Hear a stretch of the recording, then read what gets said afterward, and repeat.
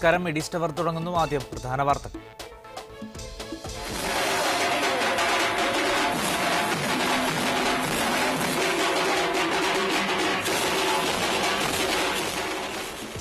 സംസ്ഥാനത്ത് 7 ജില്ലകളിൽ പരസ്യപ്രചാരണം അവസാനിച്ചു. ഇനി നിശബ്ദ പ്രചാരണത്തിന്റെ മണിക്കൂറുകൾ. 1,11,00,000-ലധികം വോട്ടർമാർ തിങ്കളാഴ്ച പോളിംഗ് ബൂത്തിലേക്ക്. പ്രവാസി വോട്ട് യാഥാർത്ഥ്യമായില്ലെന്ന പരാതികൾക്കിടയിലും തെരഞ്ഞെടുപ്പ് ആവേശത്തിൽ പങ്കാളികളായി പ്രവാസികളും.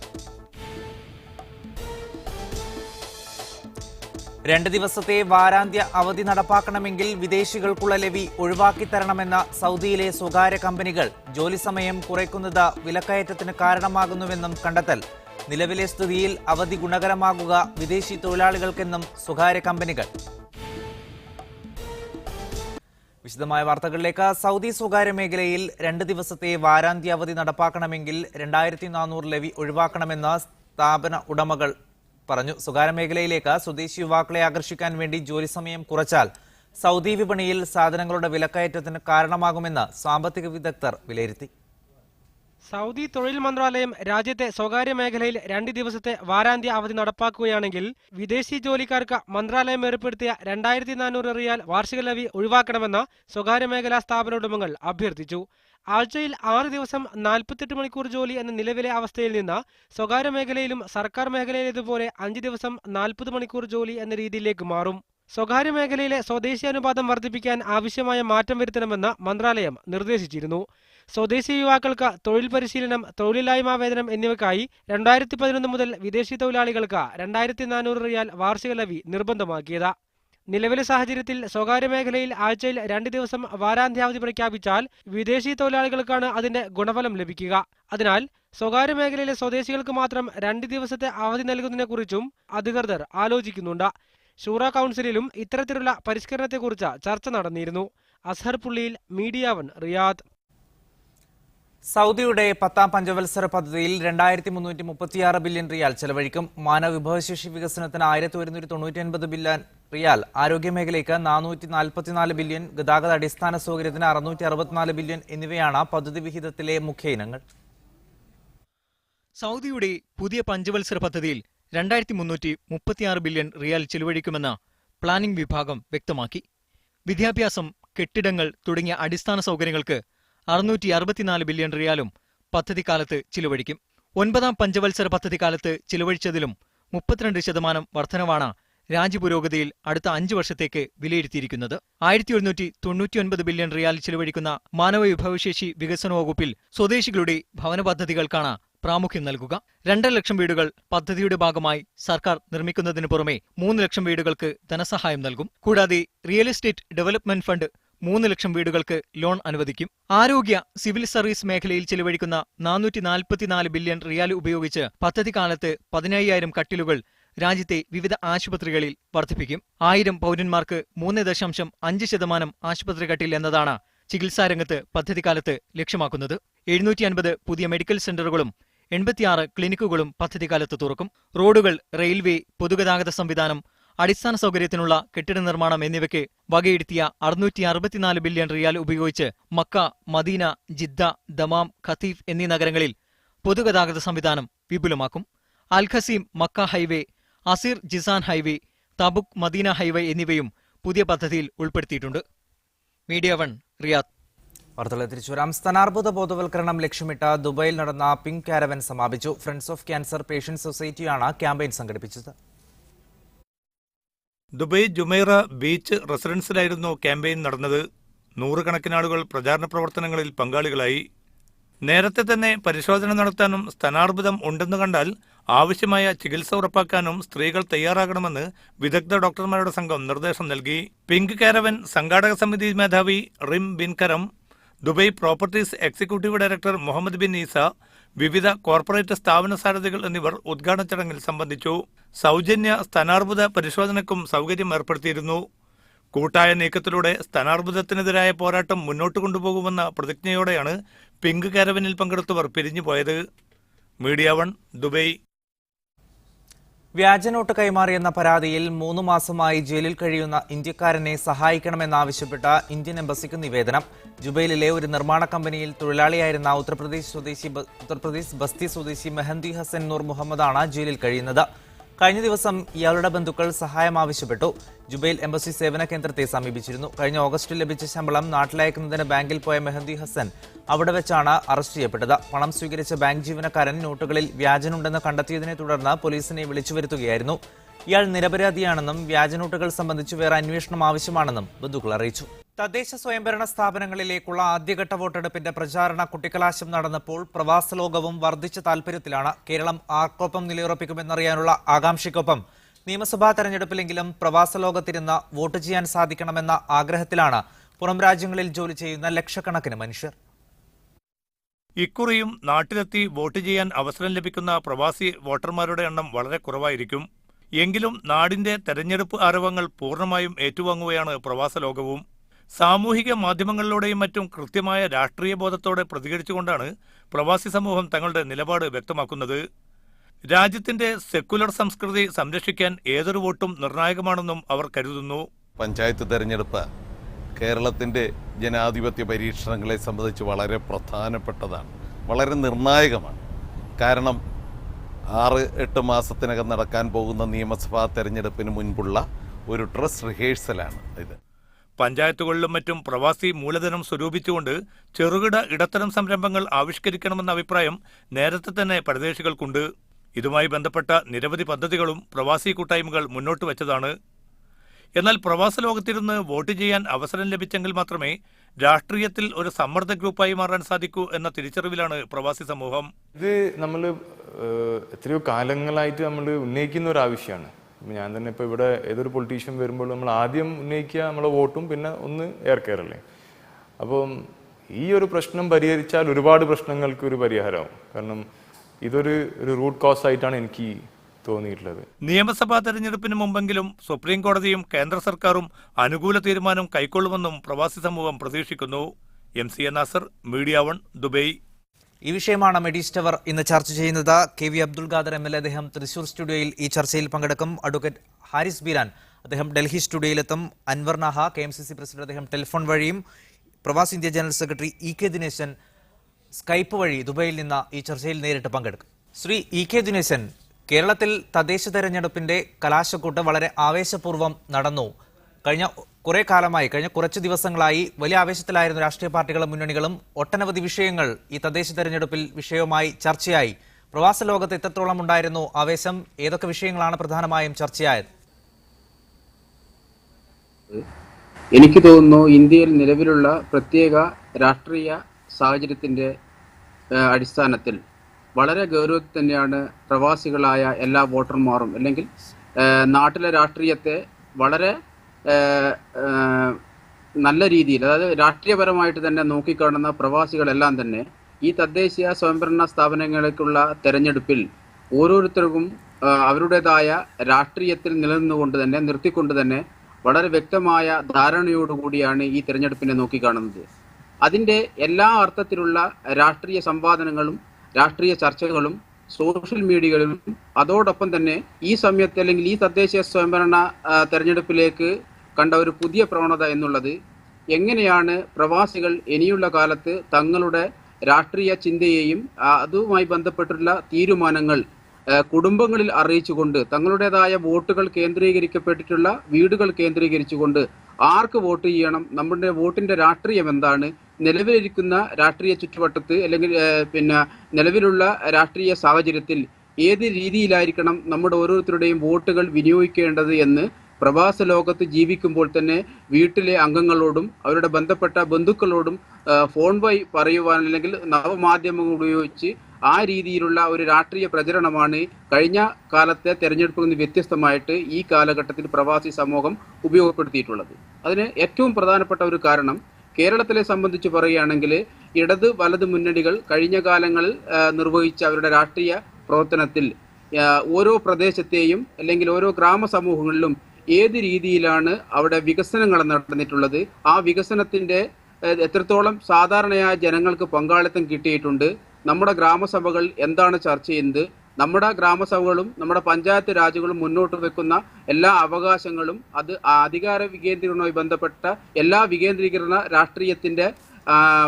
രാഷ്ട്രീയവുമായി ബന്ധപ്പെട്ടുള്ള കാര്യങ്ങൾ സാധാരണ ജനങ്ങൾക്ക് കിട്ടിയിട്ടുണ്ടോ എന്നുള്ള ഒരു പരിശോധനയായിരിക്കണം ഈ തദ്ദേശ സ്വയംഭരണ തെരഞ്ഞെടുപ്പുമായി ബന്ധപ്പെട്ട് പ്രവാസികളായ ആൾക്കാർ നാടുകളിലേക്ക് വിളിച്ചു പറയുന്നത്. ശ്രീ കെ ദിനേശൻ, അതുപോലെ തന്നെ എന്നും പ്രവാസികളൊക്കെ പലപ്പോഴായി പറഞ്ഞിട്ടുള്ളത് കേരളത്തിലെ സർക്കാരുകൾ പ്രവാസികളുടെ കാര്യത്തിൽ പലപ്പോഴും വലിയ അവഗണനയാണ് കാണിച്ചിട്ടുള്ളത്. പ്രവാസികളുടെ പ്രശ്നങ്ങളിലും നാട്ടിൽ തിരികെ എത്തുന്നവർക്ക് കൃത്യമായ മുൻഗണന നൽകുന്നതിലും പലപ്പോഴും നമ്മുടെ അധികാരികൾ പരാജയപ്പെട്ടിട്ടുണ്ട്. അത്തരം കാര്യങ്ങളൊക്കെ ഈ തദ്ദേശ തെരഞ്ഞെടുപ്പ് ഘട്ടത്തിൽ ചർച്ചയായിട്ടുണ്ട് പ്രവാസ ലോകത്തടക്കം എന്ന് താങ്കൾക്ക് പറയാൻ കഴിയുമോ? ഒരർത്ഥത്തിൽ അത് ആ രീതിയിൽ ഈ തദ്ദേശ സ്വയംഭരണവുമായി ബന്ധപ്പെട്ട ചർച്ചകൾ വന്നിട്ടില്ല എന്നാണ് കാരണം ഏറ്റവും പ്രധാനപ്പെട്ട ഗൾഫിൽ നിന്നും തിരിച്ചു വരുന്ന പ്രവാസികൾക്ക് കഴിഞ്ഞ കാലങ്ങളിൽ നിന്നും അവർക്ക് കിട്ടാതെ പോയ ആ ആനുകൂല്യങ്ങൾ ഒരുപക്ഷെ തദ്ദേശ സ്വയംഭരണവുമായി ബന്ധപ്പെട്ട തെരഞ്ഞെടുപ്പിൽ ലഭിക്കില്ല എന്നും മറിച്ച് തദ്ദേശ സ്വയംഭരണ സ്ഥാപനങ്ങളിലേക്കുള്ള തെരഞ്ഞെടുപ്പിനെ ഒരു സമ്മർദ്ദതന്ത്രമായി ഉപയോഗിക്കാൻ വേണ്ടിയിട്ടുള്ള ഒരു പ്രവർത്തനം പ്രവാസി ഇന്ത്യ ഗൾഫ് നാടുകൾ നടത്തിയിട്ടുണ്ട്. അതിന് ഏറ്റവും നല്ല ഉദാഹരണമാണ് എനിക്ക് തോന്നുന്നു ആദ്യമായിട്ടാണ് പ്രവാസി ഗ്രാമസഭ എന്നുള്ള ഒരു പുതിയ കൺസെപ്റ്റ് പ്രവാസികൾക്കിടയിൽ അവതരിപ്പിക്കുകയും കൂട്ടമായിട്ടുള്ള പ്രവാസികൾ തങ്ങളുടെ പ്രദേശത്ത് അല്ലെങ്കിൽ തങ്ങൾ ജീവിക്കുന്ന ദേശത്ത് വികസനവുമായി ബന്ധപ്പെട്ട ആ പ്രദേശത്തിന്റെ വികസനം ആദ്യമായി പ്രവാസികൾ കൂടിയിരുന്ന് പ്രവാസി ഗ്രാമസഭ എന്നുള്ള ഒരു കൺസെപ്റ്റ് ഇരുന്നുകൊണ്ട് ചർച്ച ചെയ്തിട്ടുണ്ട്. ആ ചർച്ചയിലൊക്കെ ഉയർന്നു വന്നിട്ടുള്ളത് തങ്ങളുടെ നേരിട്ട് ബാധിക്കുന്ന പ്രശ്നങ്ങൾ, ഉദാഹരണത്തിന് തദ്ദേശ സ്വയംഭരണമായിട്ട് ബന്ധപ്പെട്ടുള്ള 3 തലങ്ങൾ, പഞ്ചായത്തായാലും ബ്ലോക്ക് ആയാലും ജില്ലാ പഞ്ചായത്തായാലും ഈ 3 ഘടകങ്ങളിൽ മടങ്ങി വരുന്ന പ്രവാസികളെ ഉൾപ്പെടുത്തിക്കൊണ്ട് ജില്ലാ അടിസ്ഥാനത്തിൽ ഒരു വ്യവസായ യൂണിറ്റുകൾ ആരംഭിക്കാനും ഗ്രാമശ്രീയെ പോലെയുള്ള കുടുംബശ്രീയെ പോലെയുള്ള ഒരു പദ്ധതിയായി പ്രവാസി സ്ത്രീകൾ പുതിയൊരു സംരംഭം ആരംഭിക്കാനും വേണ്ടിയിട്ടുള്ള പ്രവർത്തനങ്ങളും അതിന്റെ അജണ്ടകളും ഈ തെരഞ്ഞെടുപ്പിൽ പ്രവാസി ഇന്ത്യ പ്രവാസ ലോകത്ത് ചർച്ച ചെയ്യുകയുണ്ടായി. ഞാൻ താങ്കളേക്ക് തിരിച്ചു വരാം. ശ്രീ കെ അബ്ദുൽ ഖാദർ MLA, കഴിഞ്ഞ കുറച്ചു നാളുകളായി അല്ലെങ്കിൽ തദ്ദേശ തെരഞ്ഞെടുപ്പ് പ്രഖ്യാപിച്ചത് മുതലുള്ള ഈ പ്രചാരണ കോലാഹലങ്ങളിൽ നേരിട്ടല്ലെങ്കിൽ പോലും സോഷ്യൽ മീഡിയ വഴിയൊക്കെ സജീവമായി തന്നെ പ്രവാസ ലോകത്ത് നിന്നും ആളുകൾ ഈ തെരഞ്ഞെടുപ്പ് പ്രചാരണ ഘട്ടങ്ങളിലൊക്കെ പങ്കെടുത്തിരുന്നു. നിങ്ങളടക്കമുള്ള രാഷ്ട്രീയ പാർട്ടികൾ എത്രമാത്രം പ്രതീക്ഷയോടെയാണ് ഈ പ്രചാരണ ഘട്ടങ്ങളിലുള്ള ഇവരുടെ പങ്കാളിത്തത്തെ നോക്കിക്കാണുന്നത്? പ്രവാസികൾ എക്കാലത്തും നമ്മുടെ രാഷ്ട്രീയ പ്രക്രിയയിൽ വളരെ ശക്തമായിട്ട് ഇടപെട്ടിട്ടുള്ളവരാണ്. കഴിഞ്ഞ ഒരു 30-40 വർഷം ആയിട്ട് പ്രത്യേകിച്ച് ഗൾഫ് രാജ്യങ്ങളിൽ ജോലിയെടുത്ത് താമസിക്കുന്ന പ്രവാസികൾ രാഷ്ട്രീയത്തിലെ വിധി നിർണ്ണയിക്കുന്നതിൽ വളരെ വലിയ പങ്ക് വഹിക്കുന്നുണ്ട്. തദ്ദേശ ഭരണ തെരഞ്ഞെടുപ്പിൽ മാത്രമല്ല, അത് നിയമസഭാ ലോക്സഭാ തെരഞ്ഞെടുപ്പുകളിലും അവരുടെ അഭിപ്രായങ്ങൾക്ക് വലിയ വിലയുണ്ട്. ഇപ്പോൾ 3-4 അംഗങ്ങളുള്ള ഒരു കുടുംബം, ആ കുടുംബത്തെ പോറ്റുന്ന പ്രവാസി, ആ പ്രവാസി ഗൾഫിൽ നിന്ന് വിളിച്ചു പറയുന്ന പോലെയായിരിക്കും മിക്കവാറും ആ കുടുംബങ്ങൾ വോട്ട് ചെയ്യുക. അപ്പോൾ പ്രവാസികളുടെ രാഷ്ട്രീയ നിലപാടുകൾ, തെരഞ്ഞെടുപ്പുകളിൽ അവർ സ്വീകരിക്കുന്ന സമീപനങ്ങൾ തീർച്ചയായും കേരളത്തിലെ തെരഞ്ഞെടുപ്പുകളിൽ പ്രതിഫലിക്കാറുണ്ട്. ഇത്തവണത്തെ തെരഞ്ഞെടുപ്പിലും സോഷ്യൽ മീഡിയയൊക്കെ വഴി വളരെ ശക്തമായിട്ടുള്ള പ്രചരണം അവർ നടത്തിക്കൊണ്ടിരിക്കുകയാണ്. ഇപ്പോൾ കേരളത്തെ സംബന്ധിച്ചിടത്തോളം തദ്ദേശ ഭരണ തെരഞ്ഞെടുപ്പ് എന്ന് പറയുന്നത് ഇവിടെ ചൂണ്ടിക്കാണിച്ചതുപോലെ പഞ്ചായത്തുകളിലേക്കും നഗരസഭകളിലേക്കും ഒക്കെയുള്ള വോട്ടെടുപ്പാണ്. പക്ഷേ പ്രചരണങ്ങളിൽ ഈ തെരഞ്ഞെടുപ്പുമായി ബന്ധപ്പെട്ട് രാഷ്ട്രീയ പാർട്ടികൾ ഉയർത്തിയിട്ടുള്ള പ്രശ്നങ്ങൾ എന്ന് പറയുന്നത് ദേശീയ സംസ്ഥാന വിഷയങ്ങളാണ് പ്രധാനമായിട്ടും. നമ്മുടെ രാജ്യത്തെ ഇന്നത്തെ സാമൂഹ്യ സ്ഥിതിഗതികൾ, ഗവൺമെൻറ് ഈ പ്രശ്നങ്ങൾ എടുക്കുന്ന സമീപനങ്ങൾ, വർഗീയ ഫാസിസ്റ്റുകൾ ദേശീയ തലത്തിൽ നടത്തിക്കൊണ്ടിരിക്കുന്ന നമ്മുടെ സമൂഹത്തിൽ നിലനിൽക്കുന്ന വൈവിധ്യങ്ങൾ, ആ വൈവിധ്യങ്ങൾക്കെതിരായിട്ടുള്ള നിലപാടുകൾ, ഇതെല്ലാം തെരഞ്ഞെടുപ്പിൽ വളരെ സജീവമായിട്ടുള്ള ചർച്ചയായിരുന്നു. കേരളത്തിൽ കഴിഞ്ഞ 4 വർഷമായിട്ട് ഭരിച്ചുകൊണ്ടിരിക്കുന്ന UDF ഗവൺമെൻറ്റിൻ്റെ സമീപനങ്ങൾ, അതിലെ പരാജയങ്ങൾ, പോരായ്മകൾ എന്നിവ LDFും പ്രതിരോധിച്ചുകൊണ്ട് UDFും അവരുടെ നിലപാടുകൾ വിശദീകരിച്ചിട്ടുണ്ട്. ഇതോടൊപ്പം വളരെ പ്രധാനപ്പെട്ട പ്രസക്തമായിട്ടുള്ള വിഷയങ്ങൾ പ്രവാസികൾ തന്നെ പല കോണുകളിൽ നിന്നും ഉന്നയിച്ചിട്ടുള്ള കാര്യങ്ങളുണ്ട്. അത് തീർച്ചയായിട്ടും അത്തരം കാര്യങ്ങളൊക്കെ ഈ തെരഞ്ഞെടുപ്പിൽ പ്രതിഫലിക്കുമെന്ന് ഞാൻ വിശ്വസിക്കുന്നു. പ്രവാസി കുടുംബങ്ങളിൽ കേന്ദ്ര സംസ്ഥാന ഗവൺമെൻറ്റുകൾ ഈ പ്രവാസികളോട് കാണിച്ച സമീപനം എന്തായിരുന്നു അവരുടെ നിലപാടുകൾ, പ്രഖ്യാപനങ്ങൾ നടപ്പിലാക്കിയിട്ടുണ്ടോ, പ്രവാസികൾക്ക് വേണ്ടി പ്രഖ്യാപിച്ച പദ്ധതികൾ എത്രത്തോളം കേരളത്തിൽ നടപ്പിലാക്കി, തിരിച്ചു വന്ന പ്രവാസികൾക്ക് വേണ്ടിയിട്ടുള്ള പുനരധിവാസ പദ്ധതികൾ ഏതുവരെയായി, എയർ കേരള പോലുള്ള പദ്ധതികളുടെ സ്ഥിതി എന്താണ്, ഇതെല്ലാം തീർച്ചയായിട്ടും കാര്യങ്ങൾ കാണുകയും മനസ്സിലാക്കുകയും ഒക്കെ ചെയ്യുന്ന പ്രവാസികൾ ഈ വക കാര്യങ്ങളെക്കുറിച്ച് കൂടി പ്രതികരിക്കും, അവരുടെ അഭിപ്രായങ്ങൾ പ്രതിഫലിക്കും എന്ന് തന്നെയാണ് ഞാൻ വിശ്വസിക്കുന്നത്. റൈറ്റ്, ഞാൻ താങ്കളേക്ക് തിരിച്ചു വരാം. അഡ്വക്കേറ്റ് ഹാരിസ് ബീരാൻ, പ്രവാസികളുടെ വിഷയങ്ങളൊക്കെ വളരെ പ്രാധാന്യത്തോടു കൂടി കാണുന്നുണ്ട് എന്ന് രാഷ്ട്രീയ നേതാക്കളൊക്കെ പറയുന്നുണ്ടെങ്കിലും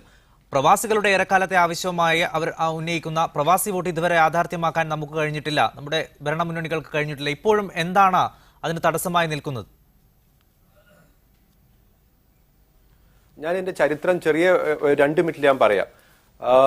മാർച്ച് 2014 ഡോക്ടർ ഷംഷീർ വൈലി സുപ്രീം കോടതിയെ സമീപിക്കുന്നത്.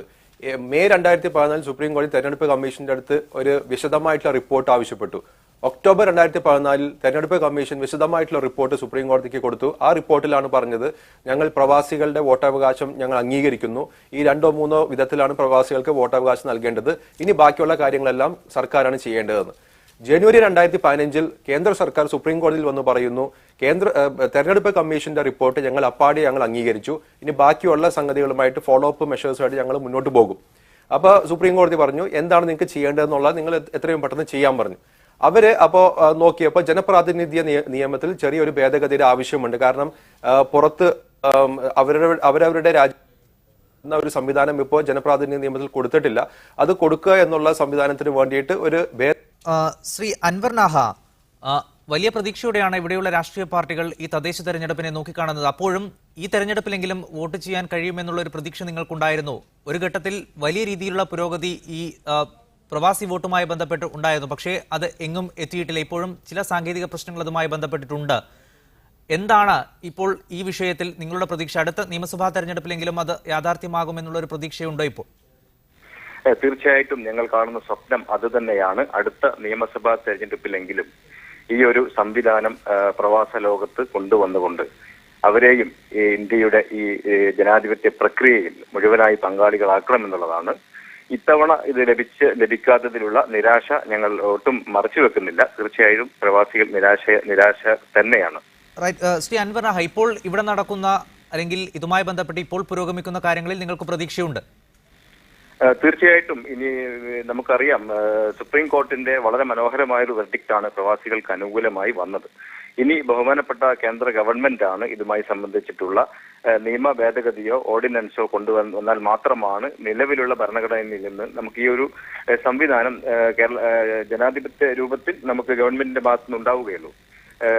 മേജർ രാഷ്ട്രീയ പാർട്ടികളൊക്കെ തന്നെ വളരെ അനുകൂലമായൊരു നിലപാടാണ് ഈ ഒരു കാര്യത്തിൽ പ്രവാസികൾക്ക് വേണ്ടി എടുത്തിട്ടുള്ളത്. കമ്മ്യൂണിസ്റ്റ് മാർക്സിസ്റ്റ് പാർട്ടി മാത്രമാണ് അതിലൊരു വിയോജിപ്പ് രേഖപ്പെടുത്തിയിട്ടുള്ളത്. എന്നിരുന്നാൽ പോലും ഇപ്പോൾ ഇന്ത്യയിലുള്ള മേജർ രാഷ്ട്രീയ പ്രസ്ഥാനങ്ങൾക്ക് അനുകൂലമായ നിലപാടുള്ളത് കൊണ്ട് തന്നെ പ്രവാസികളെ സംബന്ധിച്ച് ഒരു വലിയ പ്രതീക്ഷയാണ് ഇക്കാര്യത്തിൽ ഉള്ളത്. റൈറ്റ്, അഡ്വക്കേറ്റ് ഹാരിസ് ബീരാൻ, ഇപ്പോഴും പ്രവാസികൾ വലിയ പ്രതീക്ഷയിൽ തന്നെയാണ്. അടുത്ത തെരഞ്ഞെടുപ്പിലെങ്കിലും അവർക്ക് ഈ പ്രവാസി വോട്ടവകാശം എന്നുള്ള അവരുടെ അവകാശം ഉപയോഗിക്കാൻ കഴിയുമെന്ന് അവർ പ്രതീക്ഷിക്കുന്നു. പക്ഷേ നിലവിൽ അത് പോകുന്ന രീതി അനുസരിച്ച്, അതിന്റെ നടപടിക്രമങ്ങൾ പോകുന്ന രീതി അനുസരിച്ച് അടുത്ത കാലത്തെങ്കിലും അത് യാഥാർത്ഥ്യമാകാനുള്ള സാധ്യതയുണ്ടോ? അപ്പൊ ഞാൻ പറഞ്ഞു വന്നതെന്ന് വെച്ചാല്, രാജ്യസഭയിൽ മാർച്ച് 2015 ഒരു ചർച്ച വന്നപ്പോൾ, ഈ പ്രവാസി വോട്ടിനെ കുറിച്ചുള്ള ചർച്ച വന്നപ്പോൾ പ്രതിപക്ഷ പാർട്ടികളോട് അവിടെ പറഞ്ഞത്, ഇതിനെ ഒരു ബ്ലോക്ക് ചെയ്യാൻ വേണ്ടി തന്നെ ഉള്ള ഒരു ഉദ്ദേശത്തോടെ അവിടെ പറഞ്ഞതെന്ന് വെച്ചാൽ, പൈസക്കാരായിട്ടുള്ള പ്രവാസികൾക്ക് നിങ്ങൾ എന്തുകൊണ്ട് മുൻഗണന കൊടുക്കുന്നു? ഇവിടെ അന്യസംസ്ഥാന തൊഴിലാളികൾക്ക് പോലും വോട്ടില്ലാത്ത സ്ഥിതിക്ക് പൈസക്കാരായിട്ടുള്ള NRIകൾക്ക് എന്തിന് നിങ്ങൾ ഇത്ര പെട്ടെന്ന് വോട്ടിങ്ങിനുള്ള അവസരം കൊടുക്കുന്നു എന്നുള്ള ഒരു ഒബ്ജക്ഷനാണ് പ്രതിപക്ഷ പാർട്ടികളെല്ലാം രാജ്യസഭയിൽ ഉന്നയിച്ചത്. അത് എനിക്ക് പ്രവാസികളോട് വലിയൊരു ഇൻസൾട്ടായിട്ടാണ് എനിക്ക് തോന്നിയത്. കാരണം എല്ലാവരും അവിടെ പോയിട്ട് 50 ഡിഗ്രി ചൂടിൽ പോയി പണിയെടുക്കുന്നവരെല്ലാം പൈസക്കാരാണെന്നുള്ള ധാരണയിലാണ് ഇവർ ഈ പ്രതിപക്ഷ പാർട്ടികളെല്ലാം ഇരിക്കുന്നതെന്ന് എനിക്ക് തോന്നുന്നത്. എന്റെ അഭിപ്രായത്തിൽ ഭരണപക്ഷ പാർട്ടി ഇത് എങ്ങനെയും പാസ്സാക്കാൻ വേണ്ടിയിട്ടുള്ള ഒരു വ്യഗ്രതയിൽ കൊണ്ടുവന്ന സമയത്താണ് ഇവര് ഈ ഒരു ബ്ലോക്കിംഗ് ഒരു അടവ് കൊണ്ടുവന്നേക്കുന്നത്. അപ്പൊ അതിന്റെ അടിസ്ഥാനത്തിലാണ് ഇപ്പോൾ അത് പാർലമെന്ററി സ്റ്റാൻഡിംഗ് കമ്മിറ്റിക്കൊക്കെ പോയി കഴിഞ്ഞാൽ പിന്നെ അത് എവിടെ പോകും, ആ ബില്ല് എവിടെ പോകും എന്നുള്ളത് നമുക്ക് എല്ലാവർക്കും അറിയാം. അതിന്റെ അടിസ്ഥാനത്തിലാണ് ഇപ്പൊ അന്യസംസ്ഥാന തൊഴിലാളികളുടെ വോട്ടിംഗ്, അതായത് മൈഗ്രന്റ് ലേബറേഴ്സിന്റെ വോട്ടിംഗിന്റെ സ്ഥിതിവിശേഷവും കൂടി ഇപ്പോൾ സുപ്രീം കോടതിയുടെ പരിഗണനയിലാണ്. അപ്പൊ അതിന്റെയും കൂടി ഒരു റിസൾട്ട് അറിഞ്ഞിട്ട് ഈ അന്യസംസ്ഥാന ദേശക്കാരുടെ വോട്ടിംഗും പ്രവാസി വോട്ടിംഗും അതുപോലെ തന്നെ ആംഡ് ഫോഴ്സസ് പേഴ്സണലിന്റെ വോട്ടിംഗ്, ഇത് മൂന്നെണ്ണവും കൂടി ഒരുമിച്ച് ഒരു ഒറ്റ ഭേദഗതിയോട് കൂടിയിട്ട് ജനപ്രാതിനിധ്യ നിയമത്തിന്റെ ഭേദഗതിയോട് കൂടിയിട്ട് കൊണ്ടുവരാനാണ് ഇപ്പോൾ സർക്കാർ ചെയ്യുന്ന ശ്രമം. അപ്പോൾ നേരത്തെ ഒരു നിലപാടിൽ പോവുകയായിരുന്നെങ്കിൽ, പ്രവാസികളുടെ വോട്ട് മാത്രമായിട്ട് അവർ ചെയ്യുകയായിരുന്നെങ്കിൽ എന്റെ അഭിപ്രായത്തിൽ ഈ വിന്റർ സെഷൻ, അതായത് ഡിസംബറിൽ പാർലമെന്റ് കൂടുമ്പോൾ അത് ഒരുപക്ഷെ പാർലമെന്റിൽ അത് അവതരിപ്പിക്കാവുന്ന ഒരു സിറ്റുവേഷൻ ഉണ്ടായിരുന്നതാണ്. പക്ഷെ ഇന്നത്തെ ഒരു സ്ഥിതിവിശേഷം നോക്കിക്കഴിഞ്ഞു കഴിഞ്ഞാൽ ഈ മൂന്ന് സംഗതികളുടെ ഒരുമിച്ച് വന്നു കഴിഞ്ഞാൽ മാത്രമേ ഇനിയിപ്പോ കേന്ദ്ര സർക്കാർ എടുക്കാൻ സാധ്യതയുള്ളൂ. കാരണം ഇപ്പോഴും ബില്ലായിട്ടില്ല. ഇപ്പോൾ ഒരു ഇന്റർ മിനിസ്റ്ററിയൽ കമ്മിറ്റി 11 അംഗ കേന്ദ്രമന്ത്രിമാരുടെ ഒരു സമിതിയാണ് ഇപ്പോൾ ഇത് പരിശോധിച്ചുകൊണ്ടിരിക്കുന്നത്. അതിനകത്ത് ഇവർ തത്വത്തിൽ അംഗീകരിച്ചിരിക്കുന്ന ഈ രണ്ട് കാര്യങ്ങളും തത്വത്തിൽ അംഗീകരിച്ചിരിക്കുകയാണ്, പ്രവാസി വോട്ടും അതുപോലെ തന്നെ ആംഡ് ഫോഴ്സസ് ആൾക്കാരുടെ വോട്ടും. പക്ഷേ ഈ അന്യ സംസ്ഥാന ദേശക്കാരുടെ വോട്ട് ഇപ്പൊ തത്വത്തിൽ അംഗീകരിക്കാത്ത സ്ഥിതിക്ക് അതിന്റെയും കൂടിയും ഒരു റിസൾട്ട് വന്നതിന് ശേഷം മാത്രമേ ഇനിയിപ്പോ ഇന്റർ മിനിസ്റ്ററിയൽ കമ്മിറ്റിയുടെ ഒരു തീരുമാനം വരികയുള്ളൂ. ആ തീരുമാനത്തിന് ശേഷം മാത്രമേ ഇനി ബില്ല് പാർലമെന്റിലേക്ക് പോവുകയുള്ളൂ. അതുകൊണ്ട് തന്നെ ഇതിനകത്ത് ഒരുപക്ഷെ ഒരു ചെറിയ ഒരു ഡിലേ വരാൻ സാധ്യതയുണ്ട്. ആ ഡിലേ വരാനുള്ള സാധ്യത എന്റെ അഭിപ്രായത്തിൽ ഈ പ്രതിപക്ഷ പാർട്ടികൾ രാജ്യസഭയിൽ ഉണ്ടാക്കിയ ഈ ഒരു ഒബ്സ്ട്രക്ഷൻ കൊണ്ടാണ് എന്നാണ് എനിക്ക് തോന്നുന്നത്. ആ തടസ്സം മനഃപൂർവ്വമാകാം എന്ന് തന്നെയാണ് താങ്കൾ കരുതുന്നത്?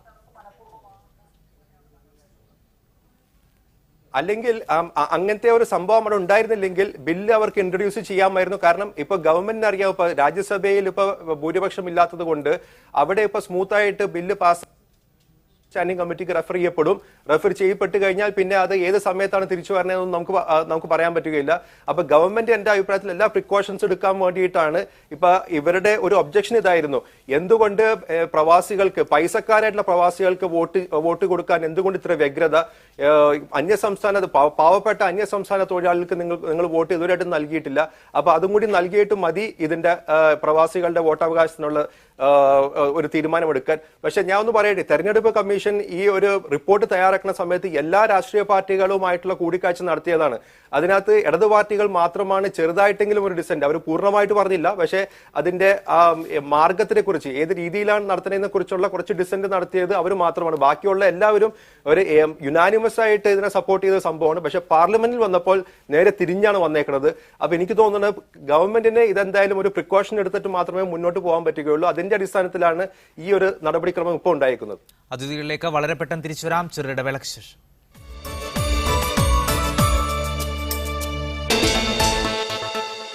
ശ്രീ കെ വി അബ്ദുൽ ഖാദർ, ഇപ്പോഴും എല്ലായ്പ്പോഴും പ്രവാസികൾ പറയുന്ന പ്രധാനപ്പെട്ട കാര്യം പ്രവാസി വോട്ട് യാഥാർത്ഥ്യമാക്കണം എന്ന് തന്നെയാണ്. അവരുടെ വലിയൊരു ആവശ്യം കൂടിയാണത്. ഇപ്പോൾ അത് യാഥാർത്ഥ്യമാകും എന്ന് വരുത്തിയ ഒരു ഘട്ടത്തിലാണ് ഇപ്പോൾ പലവിധ പ്രശ്നങ്ങളിൽപ്പെട്ട് അത് വീണ്ടും നീണ്ടുപോകുന്നത്. ഈ തദ്ദേശ തെരഞ്ഞെടുപ്പ് ഘട്ടത്തിലും അവർക്ക് ഉന്നയിക്കാനുള്ള പ്രധാനപ്പെട്ട ആവശ്യം തങ്ങളുടെ പ്രവാസി വോട്ട് യാഥാർത്ഥ്യമാക്കണം എന്ന് തന്നെയാണ്. പ്രവാസികൾക്ക് വോട്ടവകാശം നൽകണം എന്ന് തന്നെയാണ് ഞങ്ങളുടെയൊക്കെ അഭിപ്രായം. ഇക്കാര്യത്തിൽ ഉള്ള സാങ്കേതികമായിട്ടുള്ള പ്രശ്നങ്ങൾ പരിഹരിച്ചുകൊണ്ട് വേണമോ നൽകാൻ. ഇവിടെ ചൂണ്ടിക്കാണിച്ചതുപോലെ നമുക്ക് നമ്മുടെ നാട്ടിൽ നിന്ന് പുറത്ത് താമസിക്കുന്ന ആളുകൾക്ക് വോട്ടവകാശം അനുവദിക്കുമ്പോൾ സ്വാഭാവികമായിട്ടും അതെങ്ങനെയായിരിക്കും എന്നതിനെ സംബന്ധിച്ച് വളരെ കൃത്യമായിട്ടുള്ള ഒരു നിലപാട് സ്വീകരിക്കപ്പെട്ടിട്ടില്ല. ഓൺലൈൻ ആവണമോ പ്രോക്സി ആവണമോ എന്ന് തുടങ്ങിയിട്ടുള്ള കാര്യങ്ങളിൽ വ്യക്തത ഉണ്ടായിട്ടില്ല. അത് വരട്ടെ, തീർച്ചയായിട്ടും പ്രവാസി വോട്ടവകാശം വരേണ്ടതാണ്. പുറത്തു പോയി ജോലി ചെയ്യുന്ന തങ്ങളുടെ വീടിനെയും നാടുമൊക്കെ താൽക്കാലികമായിട്ടെങ്കിലും ഉപേക്ഷിച്ച് ജോലി ചെയ്യുന്ന ആളുകൾക്ക് നാട്ടിലെ ജനാധിപത്യ പ്രക്രിയയിൽ പങ്കാളിത്തം വേണം എന്ന അഭിപ്രായത്തെ ശക്തമായി ഞങ്ങൾ പിന്താങ്ങുന്നു. ഇത് പറയുമ്പോൾ നമ്മുടെ നാട്ടിലെ പ്രവാസികളുടെ ഏറ്റവും അടിയന്തര ആവശ്യങ്ങൾ മറ്റ് ചിലതുകൂടിയുണ്ട്. ഗവൺമെൻറ്റുകൾ അവർക്ക് ചെയ്തു കൊടുക്കേണ്ട കാര്യങ്ങൾ ചെയ്യുന്നില്ല എന്ന പ്രശ്നം കൂടി, ചെയ്തിട്ടില്ല എന്ന പ്രശ്നം കൂടി ഈ തെരഞ്ഞെടുപ്പ് വേളയിൽ സജീവമായിട്ടുള്ള ചർച്ചയാവും. വരാൻ പോകുന്ന തെരഞ്ഞെടുപ്പുകളിലൊക്കെ അത് വളരെ പ്രധാനപ്പെട്ട ഇഷ്യൂ ആയിട്ട് വരാൻ സാധ്യതയുണ്ട്. തദ്ദേശ ഭരണ തെരഞ്ഞെടുപ്പുകളിൽ പലപ്പോഴും പ്രാദേശിക വികസന പ്രശ്നങ്ങളാണ് കൂടുതൽ ഊന്നുക എന്നത് ശരിയാണ്. നിയമസഭാ തെരഞ്ഞെടുപ്പുകളിലൊക്കെ വളരെ പ്രധാനപ്പെട്ട ഒരു ഇഷ്യൂ ആയിട്ട് തന്നെ ഇത്തരം കാര്യങ്ങൾ വരാൻ വേണ്ടി പോവുകയാണ്. നേരത്തെ പ്രഖ്യാപിച്ച കാര്യങ്ങളൊന്നും നമുക്ക് നടപ്പിലാക്കാൻ കഴിഞ്ഞിട്ടില്ല. പുനരധിവാസ കാര്യങ്ങളെക്കുറിച്ച് ഒരുപാട് വാഗ്ദാനങ്ങൾ നൽകി, അതൊന്നും ചെയ്തില്ല. പ്രവാസികൾക്ക് പെൻഷൻ നൽകാമെന്ന് പറഞ്ഞു, ഒന്നും ഒരു സ്റ്റെപ്പ് പോലും നമുക്ക് മുന്നോട്ടെടുക്കാൻ കഴിഞ്ഞില്ല. കേന്ദ്ര ഗവൺമെൻറ് ആവട്ടെ കുടിയേറ്റ നിയമത്തിൽ പ്രവാസികൾക്ക് അനുകൂലമായ ഭേദഗതി കൊണ്ടുവരും എന്ന് പറഞ്ഞു, ഒന്നും ചെയ്തില്ല. അവരുടെ പുനരധിവാസത്തിന് വേണ്ടി കേന്ദ്ര ഗവൺമെൻറ് ഫണ്ട് അനുവദിക്കും എന്നൊക്കെയുള്ള വാക്കുകളുണ്ടായി, വാഗ്ദാനങ്ങളുണ്ടായി, പക്ഷെ ഒന്നും നടപ്പിലായില്ല. ബഹുമാനപ്പെട്ട പ്രധാനമന്ത്രി അദ്ദേഹത്തിൻ്റെ ദുബായ് സന്ദർശന വേളയിൽ പ്രവാസികളെ ശ്ലാഘിച്ചുകൊണ്ട് വലിയ ഒരു പ്രസംഗം നടത്തുകയുണ്ടായി. എല്ലാവരും പ്രതീക്ഷിച്ചത്, എല്ലാ മാധ്യമങ്ങളും പ്രചരിപ്പിച്ചത് ഇത് പ്രവാസികൾക്ക് അനുകൂലമായ കേന്ദ്ര ഗവൺമെൻറ്റിൻ്റെ ഒട്ടേറെ പദ്ധതികൾ ഇത് കഴിഞ്ഞാൽ വരാൻ പോകുന്നു എന്നാണ്. എൻ്റെ അറിവിൽ പ്രവാസിയോന്മുഖമായിട്ടുള്ള ഒരു നടപടിയും കേന്ദ്ര ഗവൺമെൻറ് ഭാഗത്തുനിന്നുണ്ടായില്ല. അപ്പോൾ ഈ വിഷയങ്ങളെല്ലാമാണ് ഈ തെരഞ്ഞെടുപ്പ് വേളയിൽ സജീവമായിട്ടുള്ള വിഷയമാവേണ്ടത്. ആ കാര്യങ്ങൾ കൂടി തീർച്ചയായിട്ടും പ്രവാസ ലോകം ചർച്ച ചെയ്യുന്നുണ്ട് എന്ന് തന്നെയാണ് എൻ്റെ അഭിപ്രായം.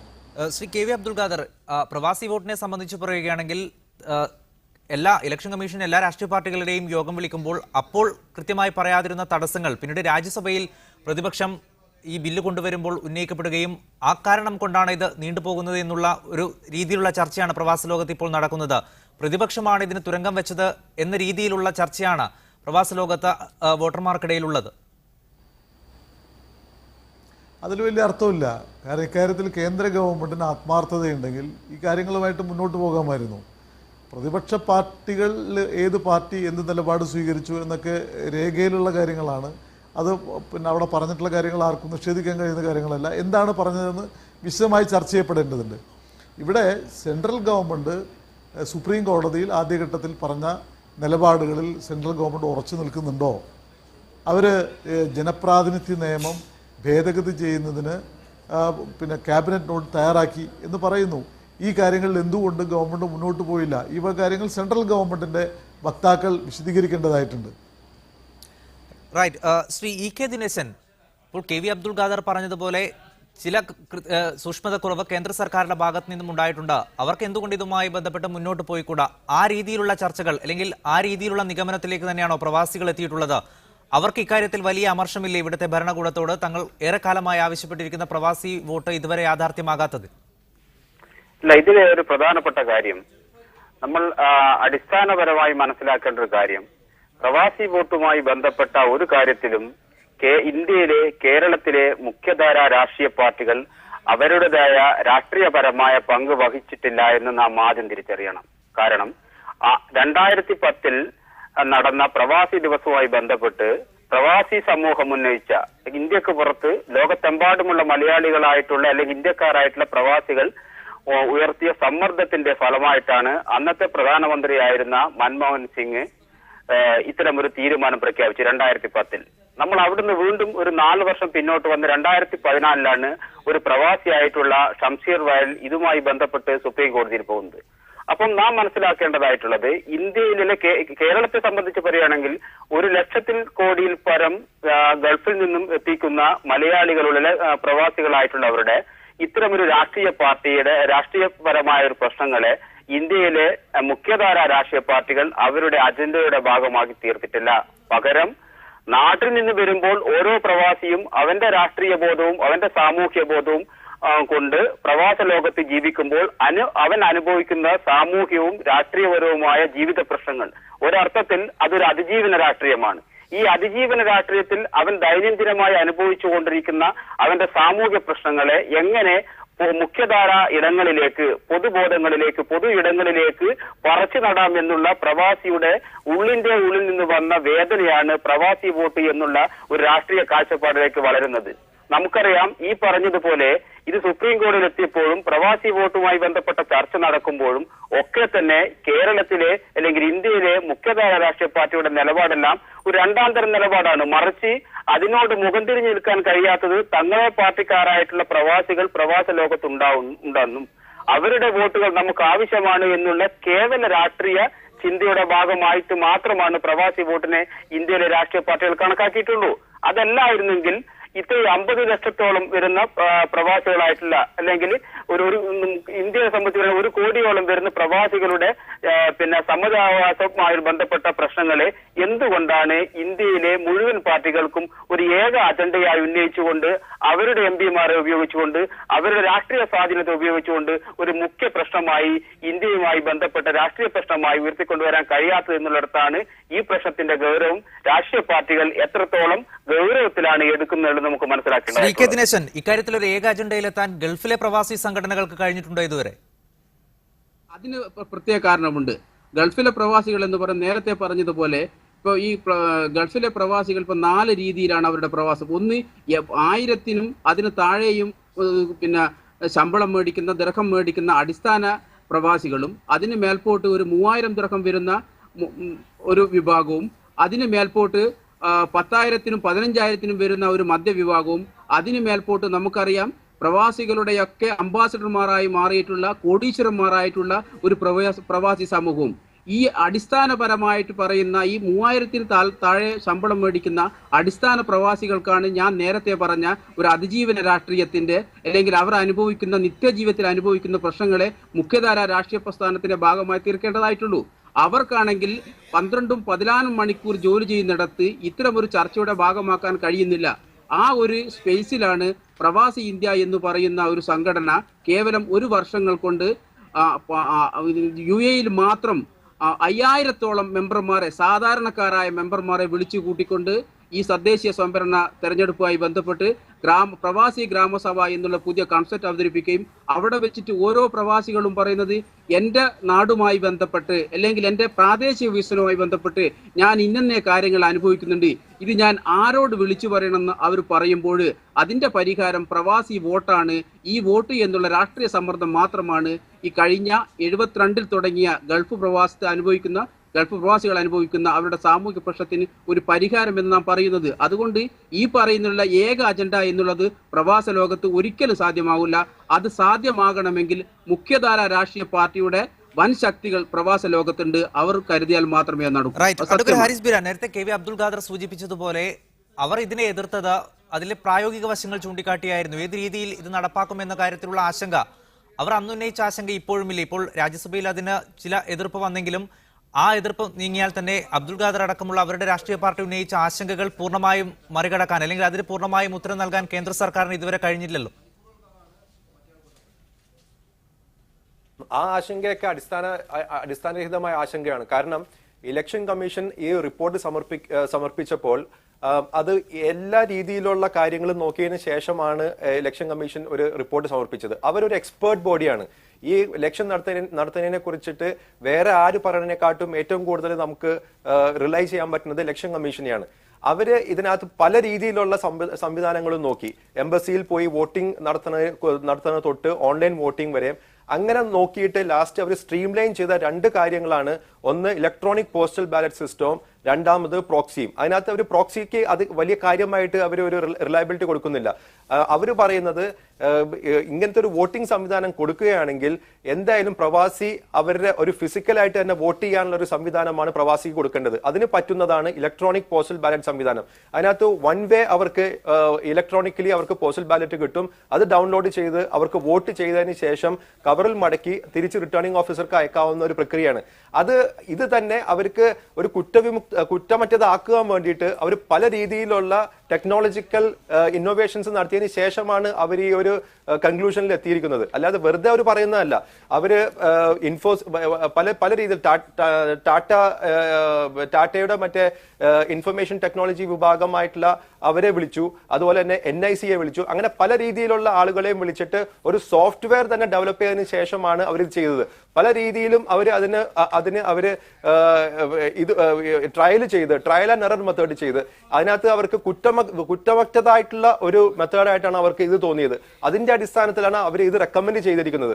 ഇനി അന്തിമമായിട്ടുള്ള തീരുമാനം ഈ ജനപ്രാതിനിധ്യ നിയമത്തിൽ ഉള്ള ഭേദഗതിയുടെ അടിസ്ഥാനത്തിൽ ഏത് സംവിധാനമാണ് കൊണ്ടുവരേണ്ടെന്നുള്ളത് കേന്ദ്ര സർക്കാരിന് തീരുമാനിക്കേണ്ടത്. അവരും ഈ ഇലക്ട്രോണിക് പോസ്റ്റൽ ബാലറ്റ് സിസ്റ്റത്തിനെയാണ് അവരും അനുകൂലിച്ചിരിക്കുന്നത്. കാരണം പ്രോക്സി ആണെങ്കിൽ ഇവർക്ക് ജനപ്രാതിനിധ്യ നിയമത്തിന്റെ ഒരു അമെന്റ്മെന്റിന്റെ ഭേദഗതിയുടെ ആവശ്യമില്ല. കാരണം പ്രോക്സി എന്നുള്ള സംവിധാനം ഓൾറെഡി ജനപ്രാതിനിധ്യ നിയമത്തിൽ ഓൾറെഡി പരാമർശിച്ചിട്ടുണ്ട്. പക്ഷേ ഇലക്ട്രോണിക് പോസ്റ്റൽ ബാലറ്റ് സംവിധാനം എന്ന് പറയുന്നത് ജനപ്രാതിനിധ്യ നിയമത്തിൽ പരാമർശിക്കാത്തത് കാരണമാണ് അവർ ഭേദഗതി വേണമെന്ന് പറയുന്നതും. അപ്പൊ എനിക്ക് തോന്നുന്നത് ഇലക്ട്രോണിക് പോസ്റ്റൽ ബാലറ്റ് സിസ്റ്റത്തിൽ തന്നെയാണ് അവര് ഇതിനകത്ത് കൺഫൈൻ ചെയ്യാൻ പോകുന്നത്. അപ്പൊ ഇതിനകത്ത് ഈ പറയുന്ന കാര്യത്തിൽ അടിസ്ഥാനമില്ല. കാരണം ഇലക്ഷൻ കമ്മീഷന്റെ എക്സ്പേർട്ട് ബോഡിയാണ്. ആ എക്സ്പേർട്ട് ബോഡി തീരുമാനിച്ചിരിക്കുന്നത് പല ട്രയൽ ആൻഡ് എററിന് ശേഷം അവർ തീരുമാനിച്ചിരിക്കുന്ന ഒരു സംവിധാനമാണ് ഈ ഇലക്ട്രോണിക് പോസ്റ്റൽ ബാലറ്റ് സിസ്റ്റം എന്നുള്ളത്. ഇത് പക്ഷെ നടപ്പാക്കാൻ എന്നുള്ളതെന്ന് പറഞ്ഞാൽ ഇപ്പൊ രാഷ്ട്രീയക്കാരുടെ ഒരു ഇച്ഛാശക്തിയാണത്. എല്ലാ രാഷ്ട്രീയക്കാരും കൂടി കൂടുകയാണെങ്കിൽ ഇത് ഒരു ദിവസം കൊണ്ട് പാർലമെന്റ് പാസ്സാക്കാവുന്ന ഒരു സംഗതി മാത്രമാണത്. Right. Shri K V Abdul Khader, എല്ലാ രാഷ്ട്രീയ പാർട്ടികളും ഒരുമിച്ച് നിൽക്കുകയാണെങ്കിൽ ഒരു ദിവസം കൊണ്ട് പാസ്സാക്കാവുന്ന കാര്യം മാത്രമേ ഉള്ളൂ എന്നാണ് ഹാരിസ് ബീരാൻ പറയുന്നത്. അല്ല, ചർച്ച ചെയ്യട്ടെ, ദേശീയ തലത്തിൽ ഇക്കാര്യങ്ങളെല്ലാം ചർച്ച ചെയ്യട്ടെ. അതേക്കുറിച്ചൊരു അന്തിമ വാക്ക് പറയാൻ ഞാനാളല്ല. ഇന്ത്യയിലെ രാഷ്ട്രീയ പാർട്ടികൾ ഇന്ത്യക്കകത്ത് നടക്കുന്ന ഒരു ജനാധിപത്യ പ്രക്രിയയിൽ ഇന്ത്യയുടെ പുറത്തു നിന്ന് പുതിയ സംവിധാനം വഴിയുള്ള വോട്ടിംഗ് പ്രക്രിയ കുറ്റമറ്റതാവണം, നമ്മുടെ ജനാധിപത്യ പ്രക്രിയയെ അട്ടിമറിക്കാത്ത തലത്തിലാവണം. ഇന്ന് ആഗോള തലത്തിലൊക്കെയുള്ള സംവിധാനങ്ങളിൽ ഒട്ടേറെ പ്രശ്നങ്ങൾ, പോരായ്മകൾ ഉണ്ട് നമുക്കറിയാം. ഹാക്കിംഗ് പോലെയുള്ള കമ്പ്യൂട്ടർ ശൃംഖലയെ ഹാക്ക് ചെയ്യുന്ന വാർത്തകളൊക്കെ നമ്മൾ കേൾക്കുന്നുണ്ട്. അപ്പോൾ അത്തരമൊരു പിന്നെ എന്താ പറയുക, വലിയൊരു ജനാധിപത്യ പ്രക്രിയയിൽ ഇങ്ങനെ ഒരു സാധനം വരുമ്പോൾ ആശങ്ക രേഖപ്പെടുത്തുന്നത് തെറ്റായിട്ടുള്ളൊരു കാര്യമല്ല. തീർച്ചയായിട്ടും ആ ആശങ്കകൾ പരിഹരിച്ചുകൊണ്ട് പ്രവാസികൾക്ക് വോട്ടവകാശം നൽകണമെന്നാണ് ഞങ്ങളുടെ അഭിപ്രായം. രാഷ്ട്രീയ പാർട്ടികൾ ദേശീയ തലത്തിൽ ആ കാര്യം ചർച്ച ചെയ്യട്ടെ. ഇവിടെ കേവലം പ്രവാസി വോട്ടിൻ്റെ ഒരു പ്രശ്നം മാത്രമല്ല പ്രവാസികൾ നേരിടുന്നത് എന്ന കാര്യം ഞാൻ നേരത്തെ ചൂണ്ടിക്കാണിച്ചു. പ്രവാസികളുടെ അവർ തിരിച്ചു വരുന്ന ആളുകൾ പ്രമേഹവും കൊളസ്ട്രോളും ഹൃദയ സംബന്ധമായ അസുഖവും കിഡ്നി രോഗവും ഒക്കെ ആയിട്ട് ഇവിടെ നാട്ടിൽ കിടക്കുന്ന ആയിരക്കണക്കിന് 10,000-കണക്കിന് പ്രവാസികളുണ്ട്. നേരത്തെ ജോലി ചെയ്ത് നാട്ടിൽ വന്നവർ, അവർ ചികിത്സാ സഹായമില്ലാതെ ബുദ്ധിമുട്ടുന്നു. അവരുടെ പ്രശ്നങ്ങൾ, ഇതിനോട് നമ്മുടെ സർക്കാരുകൾ സ്വീകരിക്കുന്ന സമീപനം എന്താണ്? ഇതെല്ലാം പ്രവാസ ലോകം കാണുകയില്ലേ? അപ്പോൾ തീർച്ചയായിട്ടും ഇത്തരം കാര്യങ്ങളിൽ എന്ത് സമീപനം സ്വീകരിക്കുന്നു തുടങ്ങിയിട്ടുള്ള കാര്യങ്ങളും ഈ തെരഞ്ഞെടുപ്പിലെ മുഖ്യമായിട്ടുള്ള പ്രശ്നമായിരിക്കുമെന്നാണ് ഞാൻ നേരത്തെ പറഞ്ഞത്. റൈറ്റ്. ശ്രീ അൻവർ നാഹ, നേരത്തെ പ്രവാസി ഇന്ത്യ ജനറൽ സെക്രട്ടറി ഇ.കെ. ദിനേശൻ പറഞ്ഞത് ഇന്ത്യയിലെ ഒരു രാഷ്ട്രീയ പാർട്ടികൾക്കും ഈ പ്രവാസി വോട്ട് യാഥാർത്ഥ്യമാക്കുന്നതിൽ ഇച്ഛാശക്തിയില്ല എന്നാണ്. KMCCയുടെ അഭിപ്രായം എന്താണ് ഇക്കാര്യത്തിൽ? നിങ്ങൾ ഈ വിഷയം ഒരുപാട് തവണ ചർച്ച ചെയ്തിട്ടുണ്ടാകുമല്ലോ. ഒരു രാഷ്ട്രീയ പാർട്ടിയും അതിൽ വേണ്ടത്ര പങ്ക് ഉണ്ടാക്കിയിട്ടില്ല, അല്ലെങ്കിൽ വേണ്ടത്ര തിടുക്കം കാണിച്ചിട്ടില്ല, താല്പര്യം കാണിച്ചിട്ടില്ല എന്നുള്ള വിമർശനമാണ് പ്രവാസ ലോകത്തു നിന്നുള്ള ആളുകളടക്കം പറയുന്നത്. തീർച്ചയായിട്ടും KMCCയെ സംബന്ധിച്ച് ഇന്ത്യയിൽ നിലനിൽക്കുന്ന രാഷ്ട്രീയ പ്രസ്ഥാനങ്ങളിൽ വലിയ വിശ്വാസമുണ്ട്. പ്രത്യേകിച്ചും ഈ തെരഞ്ഞെടുപ്പുമായി പ്രക്രിയയുമായി ബന്ധപ്പെട്ടുകൊണ്ട് രാഷ്ട്രീയ പാർട്ടികൾ തന്നെയാണ് ഇന്ത്യയിലെ അവസാന വാക്ക് എന്ന് പറയുന്നത്. ആ തരത്തിൽ ഇപ്പോ നേരത്തെ ഹാരിസ് ബീരാൻ ചൂണ്ടിക്കാണിച്ചതുപോലെയുള്ള രാജ്യസഭയിൽ ഉന്നയിച്ച കാര്യങ്ങൾ മാറ്റി നിർത്തിയാൽ പൊതുവിൽ അവരുടെ അഫിഡവിറ്റ് കൊടുത്തിരിക്കുന്നത് വളരെയധികം സപ്പോർട്ട് ചെയ്തുകൊണ്ട് തന്നെയാണ്. അപ്പൊ ആ ഒരു മുൻനിർത്തിക്കൊണ്ട് പറയുകയാണെങ്കിൽ തീർച്ചയായിട്ടും ഇന്ത്യയിലെ മുഖ്യധാര രാഷ്ട്രീയ പ്രസ്ഥാനങ്ങൾ ഈ പ്രവാസികളുടെ കൂടെ തന്നെയാണ്. താമസം വിന നമുക്ക് പ്രവാസികൾക്ക് വോട്ട് നൽകേണ്ടി വരും. കാരണം അത് മൗലികാവകാശമാണ്. അത് മാറ്റി നിർത്താൻ അധികകാലം ഇന്ത്യൻ ഭരണഘടനയ്ക്കോ ഇന്ത്യൻ സർക്കാരിനോ കഴിയില്ല എന്നുള്ള ഉത്തമ ബോധ്യം ഇന്ന് ഞങ്ങൾക്കുണ്ട്. അതുപോലെ ശ്രീ കെ വി അബ്ദുൽ ഖാദർ സാഹിബ് ചൂണ്ടിക്കാണിച്ചതുപോലെയുള്ള വിഷയങ്ങൾ നമുക്കറിയാം. പലപ്പോഴും കേരള ഗവൺമെന്റ് പ്രവാസികൾക്ക് വേണ്ടി ഒരുപാട് കാര്യങ്ങൾ മുന്നോട്ട് വെക്കുന്നു. ഇപ്പൊ യാത്രാ പ്രശ്നം പരിഹരിക്കാൻ വേണ്ടി മുന്നോട്ട് വെച്ചിട്ടുള്ള എയർ കേരള ആവട്ടെ, നിതാഖാത്തിന്റെ സമയത്ത് കൊണ്ടുവന്നിട്ടുള്ള ടിക്കറ്റ് ഫെയറിന്റെ അസിസ്റ്റൻസ് ആവട്ടെ, ഇതെല്ലാം തന്നെ പ്രവാസികളിൽ എത്തിക്കുവാൻ നമ്മുടെ ഫെഡറൽ സിസ്റ്റത്തിലുള്ള ചില നിയമക്കുരുക്കുകൾ കൊണ്ട് കേരള സർക്കാരിന് കഴിയുന്നില്ല. അതുകൊണ്ട് തന്നെ ഈ ഇപ്പോഴത്തെ ശ്രീ ഉമ്മൻചാണ്ടിയുടെ നേതൃത്വത്തിലുള്ള ഗവൺമെന്റ് പ്രവാസികളെ സംബന്ധിച്ച് ഏറ്റവും അനുഭാവപൂർവ്വമുള്ള സമീപനങ്ങൾ എടുത്തിട്ടുള്ള ഗവൺമെന്റാണ്. ശ്രീ ഉമ്മൻചാണ്ടി തന്നെ പലതവണ ഗൾഫ് നാടുകൾ സന്ദർശിക്കുകയും പ്രവാസികളുടെ പ്രശ്നങ്ങൾ നേരിട്ട് മനസ്സിലാക്കി വളരെ ചടുലതയോടുകൂടി അത്തരം കാര്യങ്ങൾ ഇടപെട്ട ഒരു മുഖ്യമന്ത്രി എന്നുള്ളതിൽ അദ്ദേഹത്തിൽ വലിയ പ്രതീക്ഷയാണ് കേരളത്തിലെ പ്രവാസികളായ ഞങ്ങൾക്കുള്ളത്. റൈറ്റ്. ശ്രീ കെ ദിനേശൻ, ആ ഒരു അഭിപ്രായം തന്നെയാണോ താങ്കൾക്കുള്ളത്? UDF സർക്കാർ വളരെയധികം കാര്യങ്ങൾ പ്രവാസികൾക്ക് വേണ്ടി ചെയ്തു, അതുകൊണ്ട് തന്നെ ആ രീതിയിലുള്ള ഒരു വിലയിരുത്തൽ ഈ തെരഞ്ഞെടുപ്പിൽ ഉണ്ടാകുമെന്നാണ് KMCCയുടെ അൻവർ നാഹ പറയുന്നത്. അല്ല, അതിനോട് പൂർണ്ണമായി യോജിക്കാൻ കഴിയില്ല. നമുക്കറിയാം, ഓരോ രാഷ്ട്രീയ പാർട്ടികളും അവരുടേതായ ഭരണകാല അളവുകളിൽ പുതിയ പുതിയ പദ്ധതികൾ പ്രഖ്യാപിക്കുകയും അതിൻ്റെ അടിസ്ഥാനത്തിലുള്ള ഉറപ്പുകൾ പ്രവാസികൾക്ക് നൽകിയിട്ടുമുണ്ട്.